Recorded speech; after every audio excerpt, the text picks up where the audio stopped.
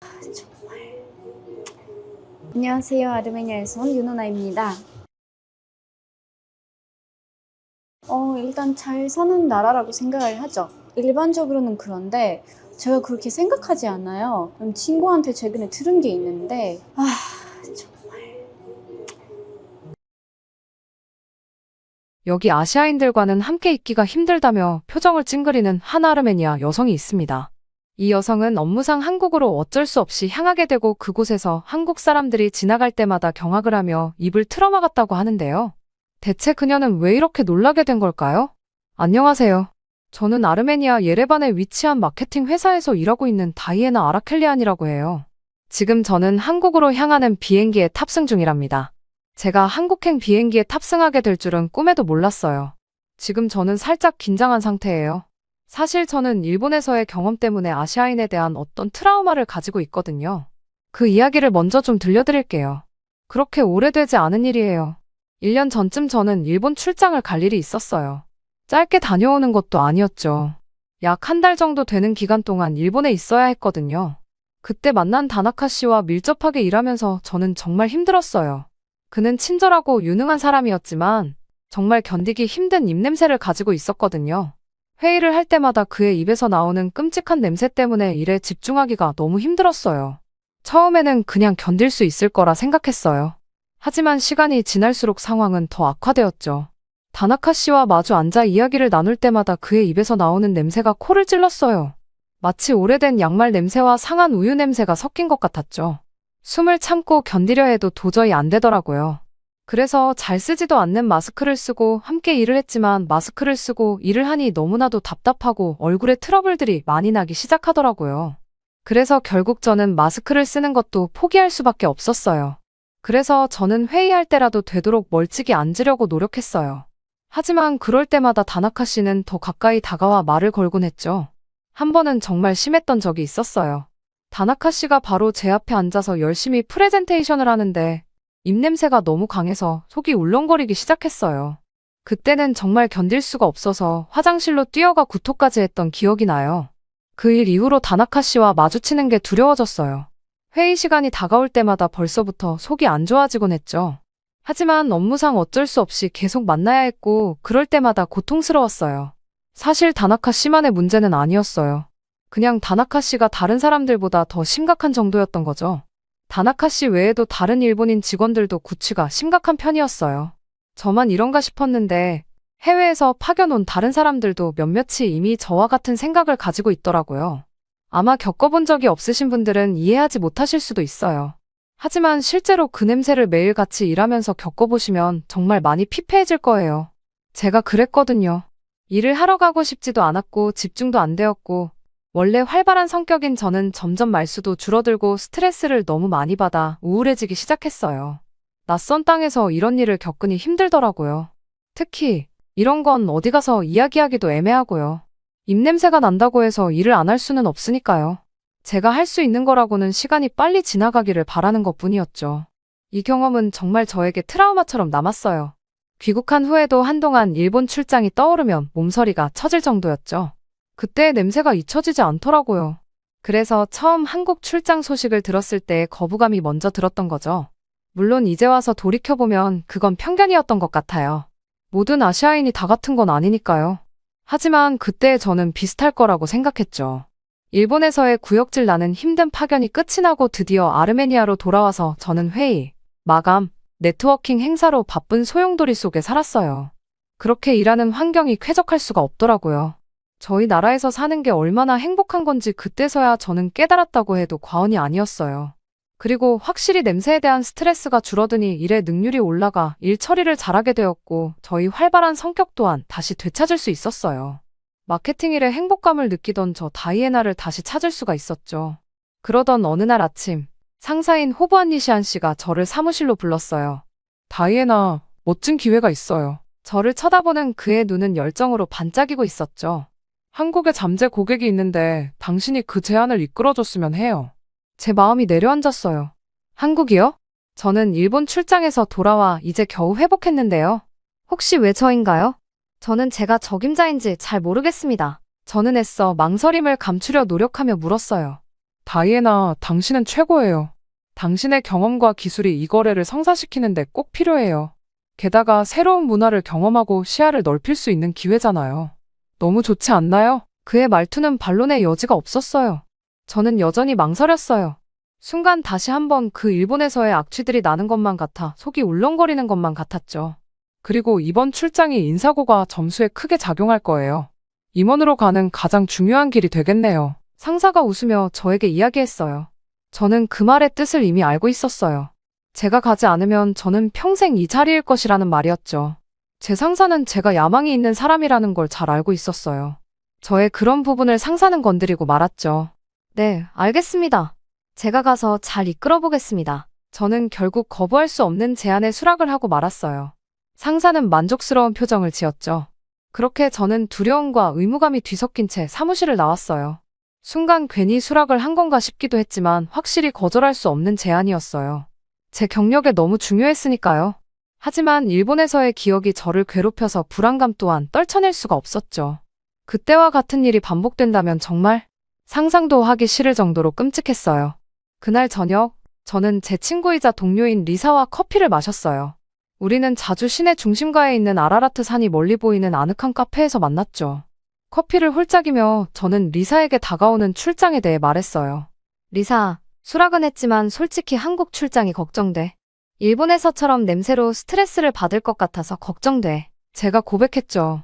리사는 동정과 결심이 뒤섞인 눈으로 저를 바라봤어요. 다이애나, 한국은 내가 생각하는 그런 곳이 아닐 거야. 내가 듣기에 한국 사람들은 엄청 깨끗하고 사람들도 매우 예의가 바르다고 하던데. 한 번 더 기회를 줘봐. 그녀의 눈은 열정으로 반짝였어요. 물론 저도 리사의 말을 믿고 싶었지만 여전히 회의적인 마음을 떨쳐낼 수는 없었어요. 그렇게 저희는 조금 더 이야기를 나누다가 집으로 향하게 되었죠. 출발 전 며칠은 준비로 가득 찼어요.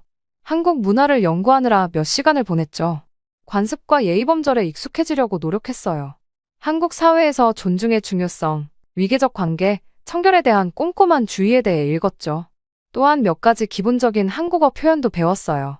한국어를 유창하게 하지 못해도 그들의 언어와 문화를 존중한다는 걸 보여주고 싶었거든요. 안녕하세요, 감사합니다, 잘 지내요 같은 표현을 연습했죠. 여행 가방을 싸는 것도 신경 썼어요. 필요한 모든 것이 있는지 확인을 몇 번이나 했는지 몰라요. 저는 비즈니스 정장을 포함한 다른 정장 몇 벌, 블라우스, 편한 신발을 챙겼어요. 호스트를 위한 전통 아르메니아 선물도 포함했죠. 최고급 석류주, 수공예품 등을 챙겼죠. 가족과 친구들은 저의 출장을 격려하고 지지해 주었어요. 저는 그들의 모습에 웃으며 고맙다고 이야기를 했지만 사실 저는 제 안에서 불안감이 여전히 자리 잡고 있었죠. 언제나 지혜로운 목소리인 어머니는 그런 제 상태를 알아챈 듯이 떠나기 전에 저를 안아주셨어요. 다이애나, 열린 마음과 마음을 갖는 거 잊지 마렴. 모든 문화에는 아름다움이 있으니 한국에서 사랑할 만한 것을 발견하게 될 거야. 어머니께서는 미소와 함께 말씀하셨어요. 공항 라운지에 앉아 비행기를 기다리며 저는 지금까지의 여정을 되돌아볼 수밖에 없었어요. 일본에서의 경험은 확실히 저를 많이 힘들게 만들었어요. 그로 인한 트라우마는 말로 다 표현할 수가 없을 정도니까요. 하지만 리사와 어머니의 말씀을 계속해서 되뇌이며 저는 다시 한번 용기를 내기로 했어요. 그들의 말대로 모든 문화에는 아름다움이 있고 일본과 한국은 다를 수 있으니까요. 그렇게 저는 한국으로 가는 비행기에 탑승하게 된 거랍니다. 서울행 비행은 매우 길었어요. 덕분에 생각할 시간이 많았죠. 영화와 책으로 주의를 돌리려 했지만 마음은 계속 불안해하고 있었죠. 이건 어쩔 수가 없더라고요.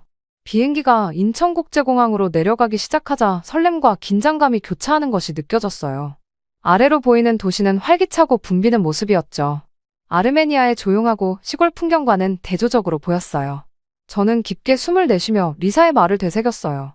이건 새로운 기회였고 배우고 성장할 기회였어요. 저는 이번 한국 출장을 계기로 저 자신의 선입견을 깨고 열린 마음으로 새로운 문화를 받아들여야겠다는 생각이 들었어요. 비행기가 인천국제공항에 도착하자마자 저는 모든 것이 얼마나 깨끗하고 정돈되어 있는지에 대해 놀라지 않을 수 없었어요. 공항 바닥은 말끔히 닦여 있었고 공기 중에는 은은한 꽃향기가 맴돌았죠. 마치 한 폭의 그림 같았어요. 저는 크게 심호흡을 하며 상쾌한 공기를 만끽했어요. 이곳은 분명 일본에서 경험했던 것과는 사뭇 다른 분위기였죠. 공항을 걸어 나오는 동안 저는 모든 사람들이 질서정연하게 움직이는 모습에 감탄했어요. 줄을 서는 모습조차도 어딘가 우아해 보였달까요? 그 모습들을 보면서 저는 한국에 대한 호기심이 점점 커지는 걸 느꼈어요. 그렇게 저는 감탄하며 공항을 돌아다녔고, 마침내 짐을 찾고 밖으로 나와 제 숙소로 향하기 위해 택시를 잡아탔어요. 택시 기사님은 친절하게 저를 맞이해 주시면서 제 짐을 실어주셨죠. 시작이 좋았어요. 숙소로 향하는 차 안에서 창밖 풍경을 구경하는 것도 즐거운 경험이었어요. 거리는 깔끔했고 건물들은 현대적이면서도 독특한 디자인이 돋보였죠. 특히 인상 깊었던 건 도로변에 늘어선 가로수들이었어요. 마치 도시 전체가 공원 같은 느낌이랄까요? 도시와 자연의 조화가 매우 자연스러웠어요. 서울의 첫인상은 정말 신선했어요. 친절한 사람들, 깨끗한 거리, 그리고 독특한 문화의 향기까지. 덕분에 제 마음속에 불안감 대신 설렘이 피어오르는 걸 느꼈죠. 호텔에 도착했을 때 한국에서의 첫날을 가장 기억에 남게 해준 건 김무생 과장님과의 만남이었어요. 그분은 저를 반갑게 맞아주셨고 솔직하고 따뜻한 미소로 환대해 주셨죠. 무엇보다 인상 깊었던 건 김 과장님에게서 은은하게 풍겨오는 좋은 냄새였어요. 그 향은 마치 신선한 꽃향기와 같았죠. 저는 깜짝 놀랐어요. 일본에서 경험했던 불쾌한 입냄새와는 전혀 다른 기분 좋은 냄새였거든요. 사실 김무생 과장님을 만나기 직전에 그분이 보이자마자 저는 다시 한번 일본의 다나카 씨가 떠오르면서 긴장이 되었어요. 혹시나 또 다시 안 좋은 냄새가 나면 어쩌지? 내가 가까이 다가가서 이야기를 나누어도 괜찮을까? 하는 생각들이 머릿속에 맴돌았죠. 하지만 제 걱정과는 완전히 반대되는 김무생 과장님의 좋은 냄새의 긴장은 사르르 녹아버리고 말았어요. 이야기를 나눌 때에도 전혀 입냄새가 나지 않았거든요. 정말 다행이라는 생각이 들었어요. 그렇게 김무생 과장님과 첫 회의를 하면서 저는 한국 비즈니스 문화를 조금씩 배워나갈 수가 있었어요. 회의를 진행하면서 모두가 열정적이고 적극적으로 아이디어를 공유하는 모습이 매우 인상 깊었어요. 회의실 안에는 서로를 존중하는 분위기가 넘쳐나고 있었죠. 일본에서의 내성적이고 서로 숨기는 듯한 찝찝한 분위기를 풍기는 회의와는 확연히 달랐어요. 또 저는 회의를 하는 내내 김무생 과장님뿐만 아니라 다른 한국 직원들에게서도 은은한 좋은 냄새가 나는 것을 느꼈어요. 그들의 깨끗하고 상쾌한 이미지와 잘 어울리는 냄새였죠. 저는 그들이 개인 위생 관리에 많은 신경을 쓰고 있다는 걸 느낄 수 있었어요. 덕분에 냄새에 대한 저희 걱정은 완전히 사라지게 되었죠. 김무생 과장님은 제가 한국 문화에 적응할 수 있도록 세심하게 배려해 주셨어요. 회사 구내식당에서 함께 점심을 먹으며 한국 음식의 매력에 빠져들게 해주기도 했죠. 김치찌개의 얼큰한 맛, 비빔밥의 조화로운 맛에 저는 감탄하지 않을 수 없었어요.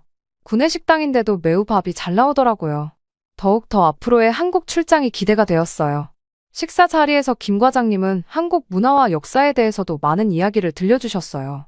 한국인들이 어떻게 빠른 경제 성장을 이룩하면서도 전통을 잃지 않고 지켜왔는지, 그 저력이 어디에서 나오는 것인지 깊이 있게 설명해 주셨죠.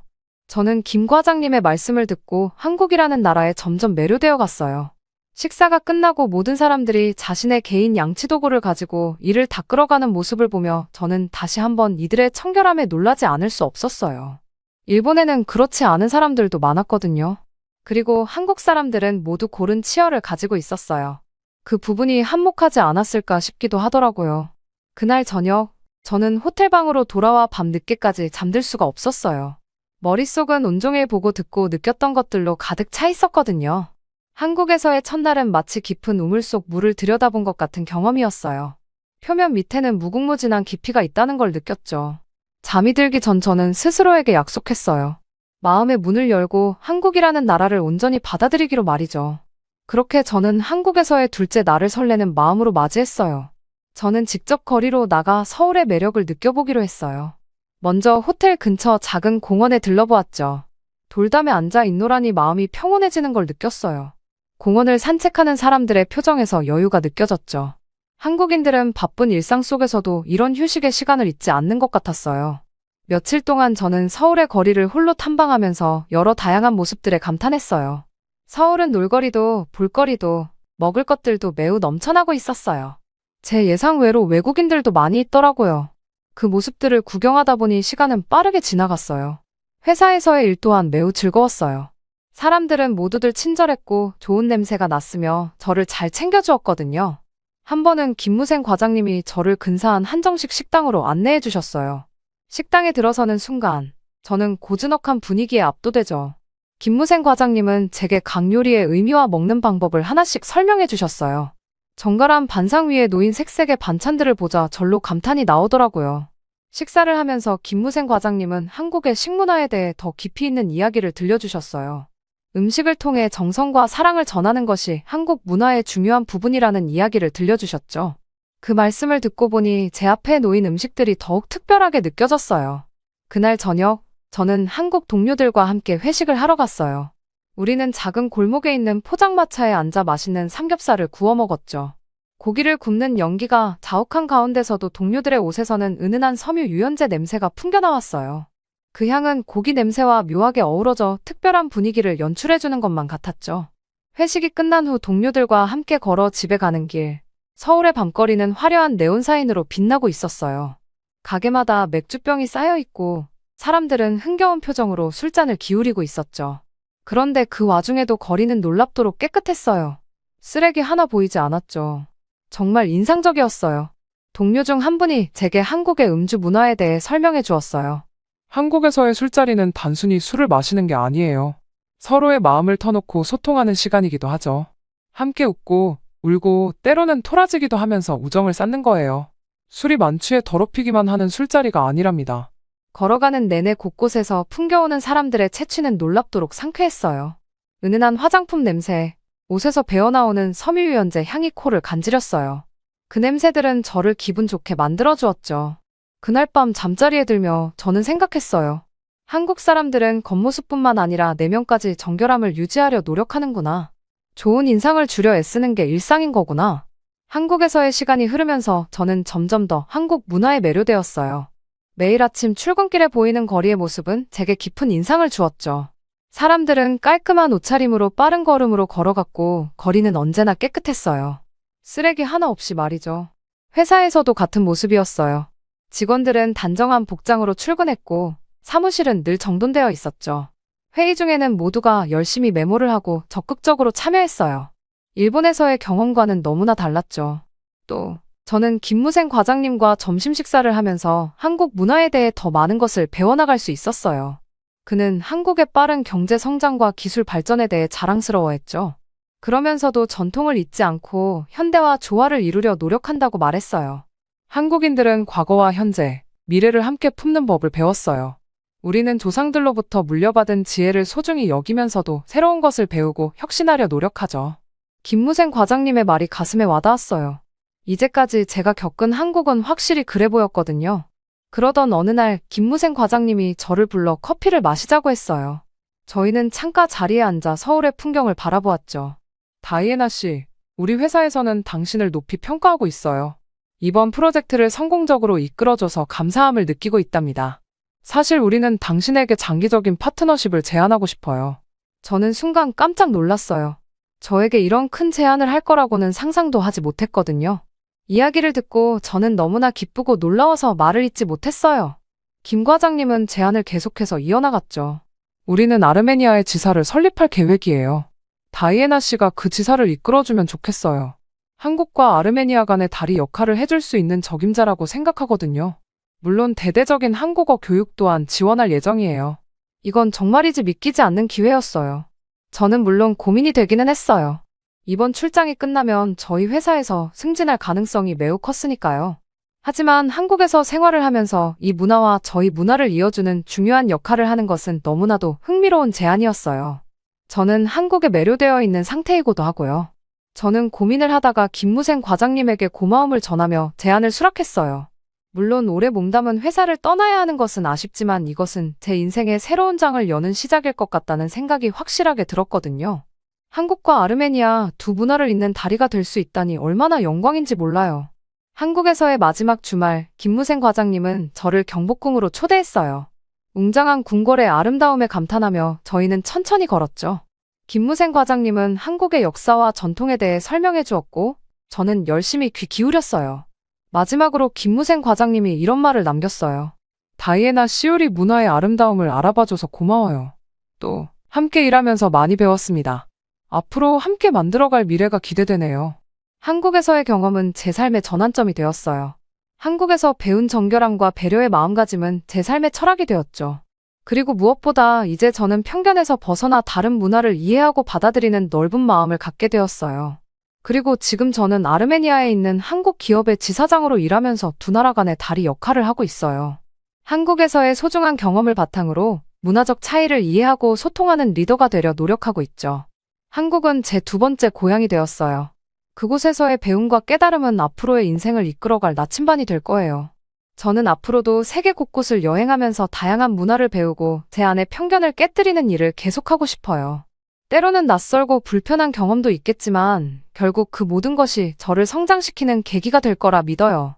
열린 마음으로 세상을 향한 호기심과 사랑을 잃지 않는 것. 그것이 제가 한국에서 얻은 가장 큰 선물이에요. 한국에서 돌아온 지 몇 년이 지났지만 그곳에서의 경험은 여전히 제 삶에 큰 영향을 미치고 있답니다.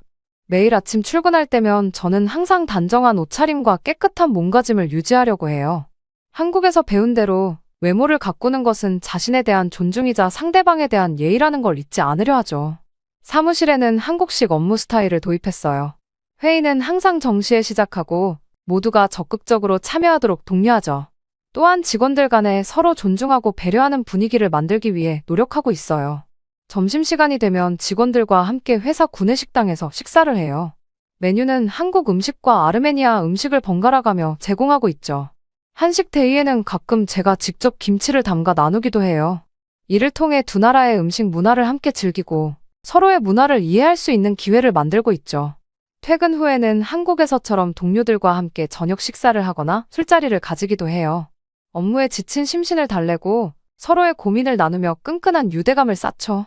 물론 술자리가 끝난 후에는 늘 깨끗이 치우는 것 또한 잊지 않고 있답니다. 주말이면 집안 구석구석을 청소하고 개인위생 또한 철저히 관리하고 있어요. 이제는 제 삶의 일부가 된 이런 습관들 덕분에 항상 몸과 마음이 맑아지는 기분이에요. 가끔은 한국 친구들을 아르메니아로 초대하기도 해요. 제 고향의 아름다운 풍경과 맛있는 음식 그리고 따뜻한 사람들을 소개해주는 게 너무 즐거워요. 친구들도 아르메니아의 매력에 푹 빠지곤 하죠. 제 꿈은 언젠가 한국과 아르메니아 간의 문화 교류 행사를 직접 기획하고 운영하는 거예요. 양국의 예술, 음식, 전통을 소개하는 축제를 열어 더 많은 사람들이 서로의 문화를 경험하고 이해할 수 있게 하고 싶어요. 한국에서의 경험은 제게 새로운 삶의 방향을 제시해 주었어요.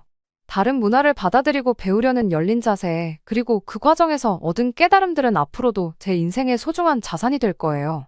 세상은 넓고 배울 것은 무궁무진해요.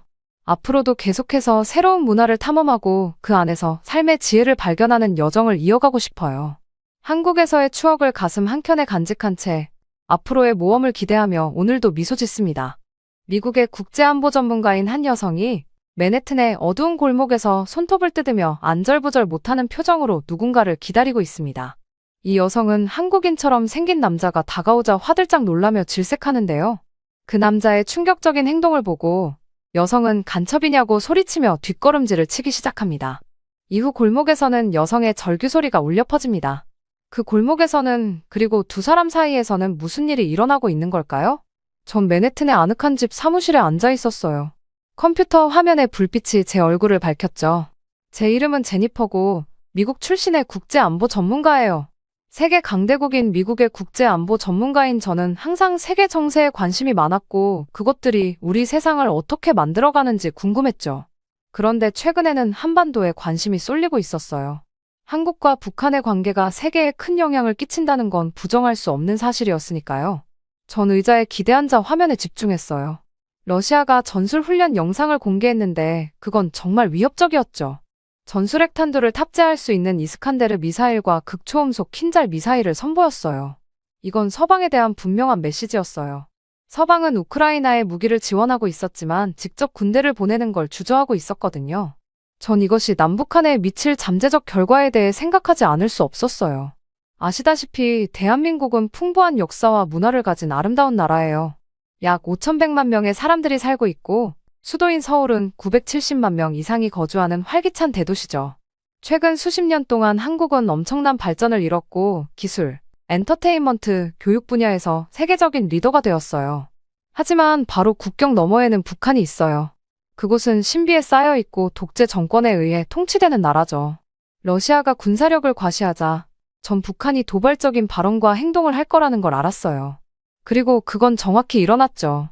북한이 대한민국을 향해 공격적인 발언을 쏟아내기 시작했다는 보도가 쏟아졌어요. 서울을 불바다로 만들겠다고 위협했고 자신들의 핵무기가 미국 본토에 도달할 수 있다고 주장했죠. 이건 위험한 벼랑 끝 전술게임이었고 전 불안감을 떨칠 수 없었어요. 상황을 더 깊이 파헤치다 보니 흥미로운 걸 발견했어요. 세종이라는 북한 저항 단체가 도발적인 전술을 사용해 내부 혼란을 가리고 있더라고요.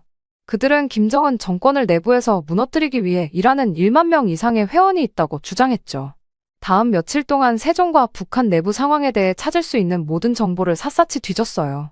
사실과 허구를 구분하려고 정보기관의 연락처에 연락했죠. 제가 발견한 건 충격적이었죠.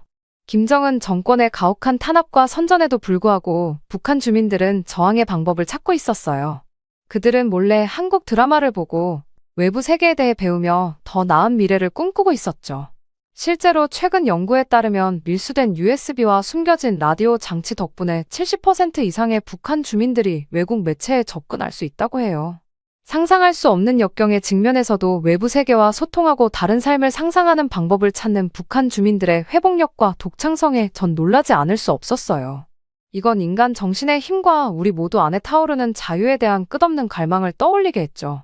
계속 연구하던 중 특히 강렬한 이야기를 발견했어요. 미연이라는 젊은 북한 여성이 모든 걸 걸고 탈출해 한국에서 새 삶을 시작했더라고요. 그녀는 중국 국경 근처의 작은 마을에서 자랐는데 거기서 몰래 밀수된 DVD 플레이어로 한국 드라마를 봤대요. 미연 씨의 이야기는 교육과 새로운 아이디어에 노출되는 것의 변혁적인 힘을 증명하는 거였어요. 위험에도 불구하고 더 나은 삶을 꿈꾸고 그것을 추구할 용기를 냈죠. 이제 그녀는 활동가로 일하면서 다른 탈북민들이 남한에서의 삶에 적응하도록 돕고 자신의 국민들의 공경에 대해 알리고 있었더라고요. 전 미연 씨와 용감하게 저항하는 수많은 다른 북한 주민들에 대해 깊은 존경심을 느꼈어요. 그들이야말로 이 이야기의 진정한 영웅들이에요. 전 그들을 지지하기 위해 제가 할 수 있는 모든 걸 해야 한다는 걸 알았죠. 의자에 기대앉아 가능성으로 머리가 빙빙 도는 가운데 전 중대한 일에 직전에 서 있다는 느낌을 떨칠 수 없었어요. 북한 정권의 통제력 경계가 무너지기 시작하고 있었고 국민들의 변화에 대한 열망은 나날이 커지고 있었죠. 제가 북한의 내부 상황을 깊이 파고들면서 뭔가 큰일이 일어날 거라는 느낌을 지울 수가 없었습니다. 어느 날 아침 커피를 홀짝이며 최신 뉴스를 훑어보는데 한 제목이 제 눈에 띄었습니다. 북한 저항단체 김정일 기념비를 훼손하다. 기사를 클릭하는 순간 커피를 넘기며 제 심장이 쿵쾅거렸죠. 기사에는 충격적인 영상이 포함되어 있었는데 그 주인공은 제가 연구하고 있던 북한 저항단체인 세종이었습니다. 흐릿한 화면 속에서 복면을 쓴 사람들이 고 김정일 독재자의 거대한 동상 기단에 반항의 구호를 스프레이로 적고 있었어요. 정권 타도라고 그들이 외쳤습니다. 바람에 목소리가 묻혔지만 국민에게 자유를 이라는 말도 들렸죠. 저는 그 영상을 몇 번이고 반복해서 보면서 이 활동가들의 용기에 감탄했습니다. 김씨 정권에 공개적으로 저항한다는 건 그들의 자유, 안전, 심지어 목숨까지 걸어야 하는 일이거든요. 그런데도 북한 수도 한복판에서 변화에 대한 열망을 대담하게 선언하고 있었어요. 세종의 활동을 더 파고들면서 저는 그들이 단순히 소수에 고립된 반체제 인사 그 이상이라는 걸 깨달았습니다. 그들은 전국에 퍼져 있는 1만 명 이상의 회원 네트워크를 가지고 있으며 정권을 내부에서 약화시키기 위해 끊임없이 노력하고 있다고 주장했거든요. 저는 정복의 인맥에 연락해서 세종의 주장을 확인하려 했습니다. 들은 내용은 그야말로 놀라웠어요. 제 소식통에 따르면 세종은 정말 무시할 수 없는 세력이었습니다. 탈북자, 외국 정부, 심지어 북한 군부대 일부와도 관계를 맺고 있는 매우 조직화되고 자금력 있는 저항 운동이었죠. 하지만 가장 놀라웠던 건 세종 구성원의 다양성이었습니다. 제가 처음 생각했던 것처럼 젊고 이상주의적인 학생이나 지식인들만 있는 게 아니었어요. 아니요. 세종의 구성원에는 김씨 정권의 부패와 폭력의 환멸을 느낀 지배계층까지 포함된 공장 노동자, 농민 등 다양했습니다. 더 나은 미래를 위해 모든 걸 걸고 싸우는 이 평범한 북한 사람들의 용기와 회복력에 감동받지 않을 수 없었습니다. 그들은 제 모국 체코의 벨벳 혁명부터 2010년대 초 아랍의 본봉기까지 외교관 시절 제가 만났던 반체제 인사와 활동가들을 떠올리게 했죠. 조사를 계속하던 중 특히 감동적인 이야기를 발견했어요. 재성 씨라는 젊은 북한군 병사는 수년간 비밀리에 세종과 협력해 정보와 물자를 중국 국경을 넘나들며 밀반입하고 있었죠. 그는 군인 가정에서 자라 김씨 일가를 지상신으로 받들라고 세뇌 교육을 받았대요. 하지만 재성 씨는 만성적인 식량 부족과 경제관리 실패로 인한 참혹한 결과를 직접 목격하면서 정권에 대한 믿음이 흔들렸다고 합니다. 전우들이 굶주려 군복이 앙상한 몸에 축 늘어진 모습을 보았고, 지배층은 수입 음식을 즐기고 호와 차를 몰면서 일반 시민은 살아남기 위해 고군분투하는 걸 공포에 질려 지켜봤대요. 재성 씨의 이야기는 개인의 양심이 지닌 힘과 정의와 존엄을 향한 인간의 영원한 갈망을 증명하는 것 같았어요. 위험에도 불구하고 그는 신념을 위해 싸우고 자신과 북한 동포들의 더 나은 미래를 위해 투쟁하기로 선택했죠. 저는 재성 씨와 세종의 다른 회원들과 깊은 동료의식을 느꼈습니다. 그들처럼 저도 평화, 민주주의, 인권을 추구하는데 평생을 바쳐왔으니까요. 그리고 그들처럼 앞길이 멀고 험난하며 위험과 불확실성으로 가득할 거란 걸 알았어요. 하지만 이제 와서 물러설 수는 없었습니다. 북한 주민들의 자유와 존엄을 위한 투쟁에 함께하는 게 저의 도덕적 의무라고 생각했거든요. 그래서 목적의식과 결단력을 갖고 제 인생의 방향을 바꿀 결정을 내렸습니다. 세종에 연락해서 지원과 전문성을 제공하기로 한 거예요. 정보 제공, 물류 지원부터 국제 무대에서 그들의 대의에 대한 인식을 높이는 데까지 가능한 모든 방법으로 돕기로 했죠. 그래서 긴장감에 심장이 뛰는 가운데 깊게 숨을 내쉬며 세종 지도부에 암호화된 메시지를 작성했습니다. 제 자신과 경력을 소개하고 그들의 용기와 인내심의 경의를 표하며 그들의 투쟁에 대한 무조건적 지지를 약속했어요. 전송 버튼을 누르는 순간 아드레날린이 솟구치고 기대감이 밀려왔습니다.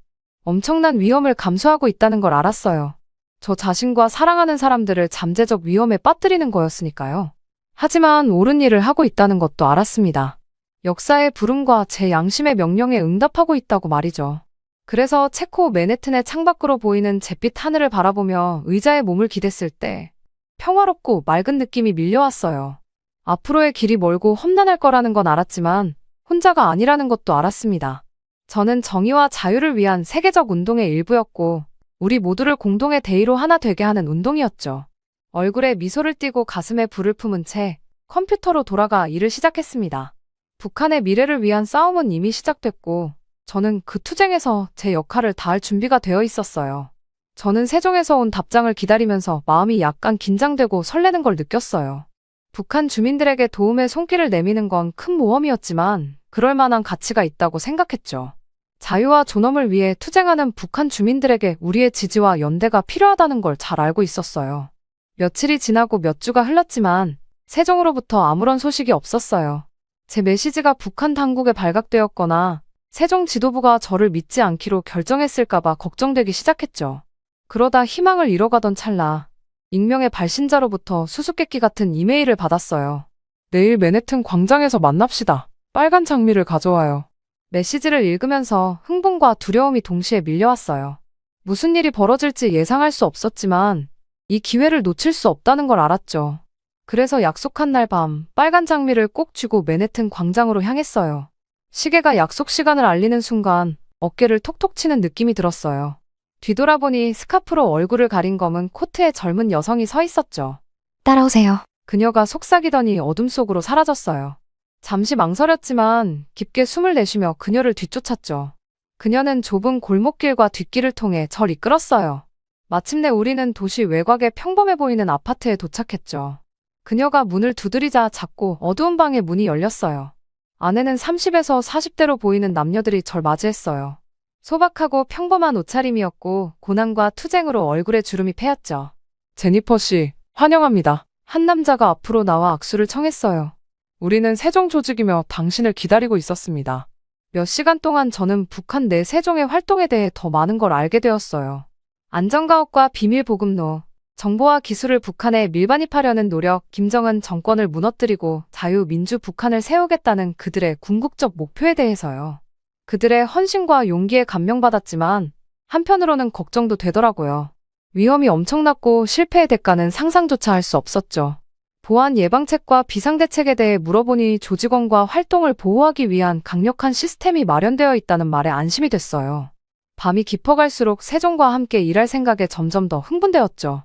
저는 평화와 정의를 위해 국제무대에서 평생을 일해왔지만 이런 투쟁에 참여할 기회는 없었거든요. 북한 주민들의 삶에 진정한 변화를 가져올 수 있는 일생일대의 기회였고 이를 두 손으로 잡아야겠다고 다짐했어요. 새벽녘 커튼 사이로 붉은 햇살이 스며들 때쯤 세종 지도부에게 엄숙한 서약을 했죠. 그들의 대의를 위해 제 모든 기술과 지식, 자원을 사용하겠다고요. 자유를 위한 투쟁에서 그들의 우방이자 지지자, 친구이자 동반자가 되겠다고 말이에요. 그 후 몇 주 동안 세종과의 활동에 전념했어요. 정보기관의 인맥을 동원해 북한 내부 상황을 파악하고 세종 지도부와 함께 새로운 저항 전략과 전술을 개발했죠. 또한 국제안보 전문가로서의 입지를 활용해 북한 주민들의 공경에 대한 인식을 높이기 시작했어요. 전 세계 언론과 인터뷰하고 주요 신문에 기고문을 쓰고 UN 인권이사회에서 증언도 했죠. 그 와중에 북한 주민들의 회복력과 용기에 감탄하지 않을 수 없었어요. 엄청난 역경에도 불구하고 그들은 희망을 잃거나 포기하지 않았죠. 제게 끊임없는 영감의 원천이었고 함께 투쟁할 수 있어 큰 영광으로 생각했어요. 하지만 주가 달로 바뀌면서 우리가 직면한 도전의 규모를 깨닫기 시작했어요. 김씨 정권은 깊숙이 뿌리내려 있었고 막대한 억압과 통제 장치를 갖추고 있었죠. 또한 국가가 무너져 내리는 와중에도 안정과 번영의 환상을 유지하며 여론을 조작하는 데 능숙했어요. 북한의 변화는 쉽지 않을 거라는 걸 알았어요. 장기적인 헌신과 위험을 감수할 각오가 필요했죠. 하지만 싸울 가치가 있는 투쟁이고 이보다 중요한 일은 없다는 걸 깨달았어요. 어느 저녁 맨해튼 아파트에 앉아 최신 북한 내부 정보 보고서를 살펴보면서 흥분과 두려움이 교차하더라고요. 역사적인 순간의 문턱에 서 있었고 앞으로의 길에 위험과 기회가 공존할 거라는 걸 알았죠. 하지만 혼자가 아니라는 것도 알고 있었어요. 세종의 동료 활동가들의 지지와 전 세계 자유와 인권을 위해 헌신하는 이들의 연대가 함께했죠. 우리는 계속 싸우고 전진할 거예요. 북한 주민들이 존엄과 평화 속에 살 수 있는 그날까지 말이에요. 그렇게 새로운 목적의식과 결의를 다지며 다시 일에 몰두했어요. 어떤 도전이 닥치더라도 맞설 준비가 되어 있었죠. 비밀 동맹이 맺어졌고 북한의 미래를 위한 전투가 막 시작되었으니까요. 시간이 지나면서 세종하고 같이 일하는 게 점점 더 힘들어졌어요. 북한 정권에 금이 가기 시작했고 사람들의 불만이 점점 더 커지고 있다는 걸 느낄 수 있었죠. 북한 내부에서는 사회가 무너질 위기에 처해 있다는 소식이 들려왔어요. 경제는 엉망진창이었고 식량이랑 연료, 생필품이 부족했죠. 자랑하던 군대도 사기가 떨어지고 탈영병이 늘어나고 있었어요. 군인들이 배고파하고 정권의 선전에 환멸을 느끼고 있었거든요. 하지만 무엇보다도 정권의 통제력이 약해지고 있다는 징후가 보였어요. 고위 관리들이 전례 없이 많이 탈북해서 한국이나 다른 나라의 망명을 요청하고 있었죠. 북한 내부에서도 외국 미디어와 사상의 확산으로 지하 저항 운동이 커지고 있다는 소문이 돌았어요. 이 기회를 잡아야 한다는 걸 알았어요. 쇠가 뜨거울 때 때려야 하는 거죠. 그래서 세종이랑 북한 내부 활동을 지원하기 위해 전력을 다했어요. USB와 다른 미디어를 더 많이 밀반입했고 외부 세계에 대한 정보와 희망과 연대의 메시지로 가득 채웠죠. 새로운 안전가옥과 물자 공급 경로를 만들었고 우리의 대의에 더 많은 사람들을 모집했어요. 그리고 마침내 정권이 무너지고 북한 사람들이 자유로워질 그날을 위해 계획을 세우기 시작했죠. 하지만 진전을 이루면서도 새로운 도전과 위험에 직면했어요. 정권은 점점 더 피해망상에 사로잡히고 필사적으로 변했어요. 반대나 저항의 조짐이 보이면 가차없이 때려 눕혔죠. 감시와 탄압을 강화하고 불충성이 의심되는 사람은 누구든지 체포하고 투옥시켰어요. 특히 무서웠던 건 DMZ, 남북한 사이의 중무장 지역의 지뢰를 더 매설한 거예요. 이건 세계에 보내는 분명한 메시지였죠. 정권은 인명의 대가가 어떻든 권력을 유지하기 위해 무슨 짓이든 할 거라는 거예요. 조심해야 한다는 걸 알았어요. 불필요한 위험은 피하고 우리 회원들을 무슨 일이 있어도 보호해야 했죠. 하지만 물러서거나 탄력을 잃을 순 없었어요. 너무 큰 걸 걸고 있었거든요. 그래서 우리는 계속 나아갔어요. 정권보다 한 발 앞서기 위해 전술과 전략을 적응시켰죠. 암호화된 통신과 다른 보안 기술을 사용해서 우리 활동을 조율했고 정보원과 지지자들의 네트워크에 의지해서 정보를 모으고 현장 상황을 파악했어요. 그 와중에도 우리 북한 회원들의 용기와 회복력에 계속 놀라움을 금할 수 없었어요. 그들이야말로 이 투쟁의 진정한 영웅들이에요. 자유와 존엄을 위해 매일 목숨을 걸고 싸우고 있었죠. 그들과 함께 일하게 된 것이 정말 겸허한 마음이 들었고 그들의 대의를 위해서라면 무엇이든 할 각오가 되어 있었어요. 몇 주가 몇 달로 바뀌면서 우리가 전환점에 다가가고 있다는 느낌이 들기 시작했어요. 정권의 통제력이 약해지고 있었고 사람들의 불만은 폭발 직전이었죠. 변화의 기회가 왔을 때 행동할 준비가 되어 있어야 한다는 걸 알고 있었어요. 그리고 마침내 어느 운명의 날, 그 순간이 찾아왔어요. 세종 지도부로부터 긴급한 연락을 받았는데 정권의 심장부를 공격할 수 있는 중대한 기회에 대한 신뢰할 만한 정보를 입수했다고 하더라고요. 정보원에 따르면 김정은 자신이 군대를 사열하고 충성심을 고취시키기 위해 중국 국경 근처의 외딴 군사기지를 방문할 계획이었대요. 평양에 있는 중무장된 저택 밖에서 독재자를 잡을 수 있는 드문 기회였고 심지어 그를 완전히 제거할 수도 있는 거였죠. 이게 위험하고 대담한 계획이라는 걸 알고 있었어요. 성공을 장담할 순 없었죠. 하지만 이건 그냥 지나칠 수 없는 기회였어요. 만약 김정은을 제거할 수 있다면 정권에 치명타를 입힐 수 있고 민주주의로의 평화로운 이행의 문을 열 수 있을 거예요. 그래서 신중한 고려와 계획 끝에 작전을 진행하기로 결정했어요. 가장 유능하고 신뢰할 수 있는 요원들로 팀을 꾸렸고 계획을 실행에 옮기기 시작했죠. 작전을 앞둔 며칠 동안 흥분과 두려움이 동시에 느껴졌어요. 엄청난 위험을 감수하려 한다는 걸 알고 있었고 실패하면 재앙이 닥칠 수도 있었죠. 하지만 해봐야 한다는 것도 알고 있었어요. 우리는 북한 주민들을 위해 변화를 이끌어내기 위해 우리가 할 수 있는 모든 것을 다할 의무가 있었거든요. 마지막 준비를 하면서 이 지점까지 오게 된 놀라운 여정에 대해 점점 더 많이 생각하게 됐어요. 맨해튼에서 외교관으로 일하던 초기부터 세종과 북한 저항 운동까지 저는 항상 정의와 인권에 대한 깊은 헌신에 의해 움직여왔죠. 그리고 이제 제 인생에서 가장 중요한 작전에 참여하려 준비하면서 전에 느껴보지 못한 명료함과 목적의식을 느꼈어요. 제가 있어야 할 곳에 정확히 와 있다는 걸 알았죠. 제가 만난 사람들 중 가장 용감하고 헌신적인 사람들과 함께 싸우고 있었어요. 군사기지로 향하면서 희망과 두려움을 동시에 느낄 수밖에 없었어요. 앞으로의 길이 길고 험난할 거라는 걸 알고 있었고 성공을 장담할 순 없었죠. 하지만 우리가 역사의 올바른 편에 서 있고 우리의 대의가 정당하다는 것도 알고 있었어요. 우리는 한 민족 전체의 자유와 존엄을 위해 싸우고 있었고 그 싸움에서 이길 때까지 쉬지 않을 거예요. 북한 산속에 해가 지기 시작하자 저는 깊게 숨을 들이쉬고 앞으로의 도전에 맞설 준비를 했어요. 전환점이 다가왔고 한나라의 미래가 저울질되고 있었죠. 하지만 무슨 일이 있어도 제가 믿는 것을 위해 결코 싸움을 멈추지 않을 거라는 걸 알고 있었어요. 그리고 더 나은 내일을 위해 투쟁하는 북한 주민들과 항상 함께 할 거예요. 오늘 사연은 여기까지입니다. 상단에 다른 사연들도 있으니 꼭 봐주세요. 구독과 좋아요도 꼭 해주시고요. 그럼 내일 봐요.